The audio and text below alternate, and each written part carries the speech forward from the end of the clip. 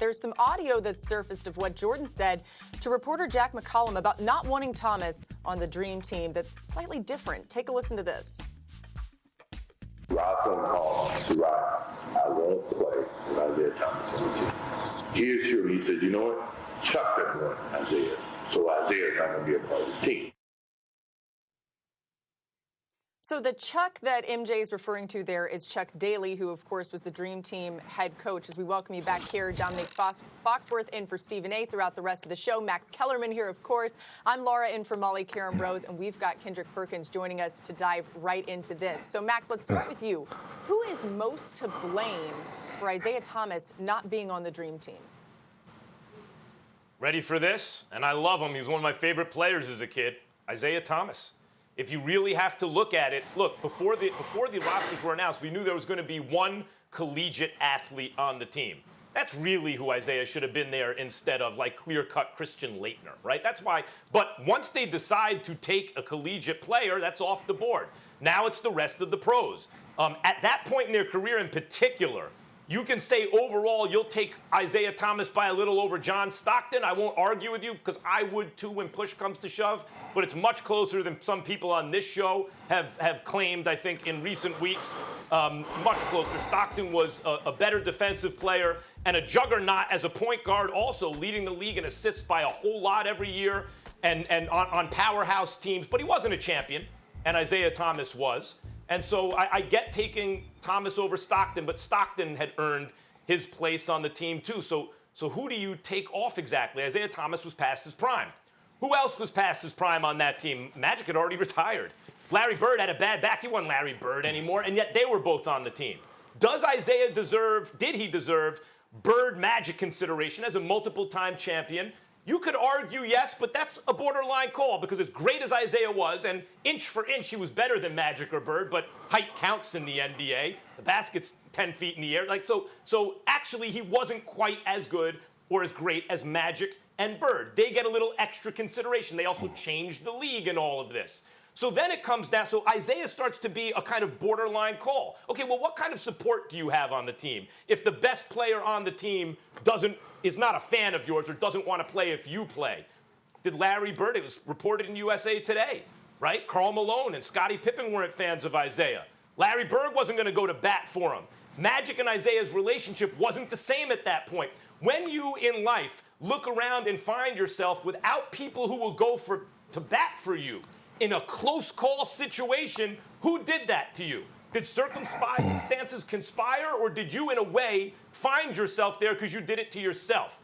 I would say if you have to look for the primary culprit, Isiah.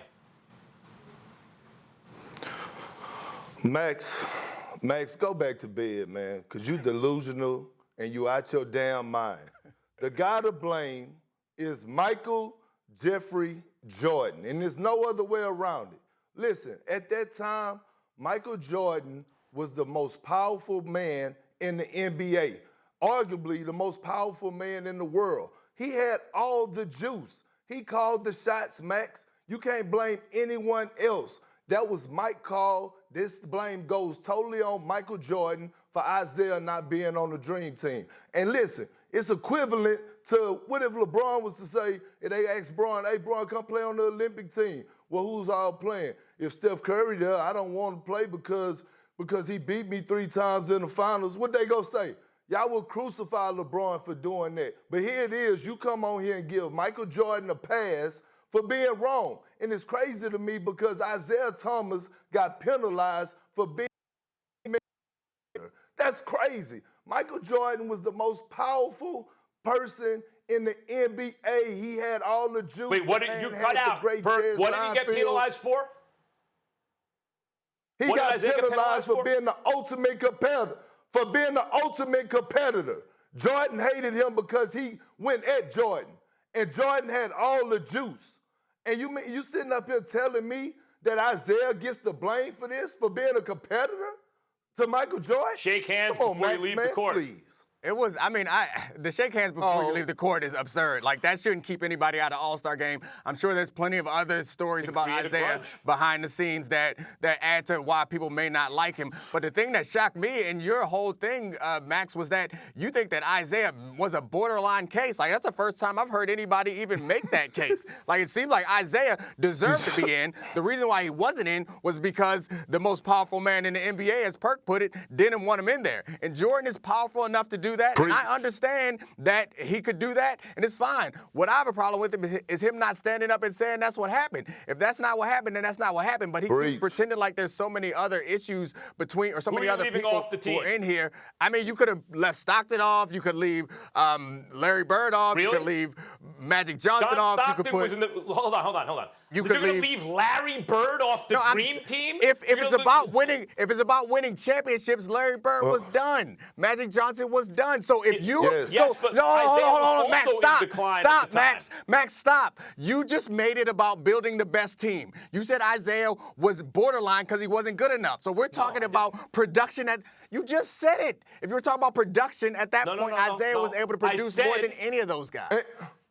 No, excuse me. That's not true. I said Bird was done by then because of his back. Magic had already retired, but Magic and Bird had like emeritus status because of what they'd done for the league and the level of greatness they'd attained. A lot of the intrigue of the Dream Team was, let's leave everyone else out. I want to see Magic and Bird and MJ on the same team. That was like a lot of the appeal at the time. That's what people were buzzing about. Now I'm saying, ultimately, did Isiah deserve to be on the team? Yes, he did. I think Isiah should have been on that team. But to pretend that he has quite Magic or Bird status is not quite true. He has something like that, but not quite to get him over the top.